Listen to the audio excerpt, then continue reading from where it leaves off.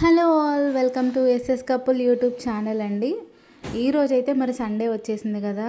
ప్రతి సండేకి మనం చికెన్, మటన్, ఫిష్ అనేది కుక్ చేసుకుంటూ ఉంటాం జనరల్గా. సో మేమైతే ఈరోజు కొత్తగా స్టార్ట్ చేసామండి. సోయా మింట్ పులావ్ చేసేసామన్నమాట. టేస్ట్ అయితే సూపర్గా వచ్చేసింది.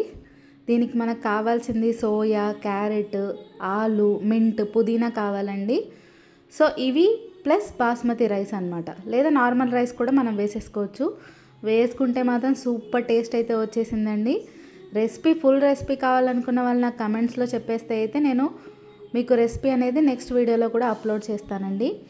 అసలు మీరు వీడియో ఎండింగ్ వరకు చూడండి, ఎంత కలర్ఫుల్గా ఉంటుందో, చాలా బాగుంటుందండి. మేమైతే ఇందులో నార్మల్ రైసే వేసాము, బట్ బాస్మతి రైస్ వేసుకున్నా బాగుంటుంది కలర్ఫుల్గా చూడడానికి. కానీ నార్మల్ రైస్ వేసినా కూడా చాలా అంటే చాలా బాగుందండి.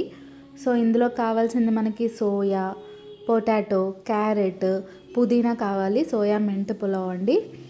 లాస్ట్కి అయితే టేస్ట్ అయితే సూపర్గా ఉందండి. బిర్యానీ, వెజ్ బిర్యానీ టైప్లో వచ్చేసింది అనమాట మనకి.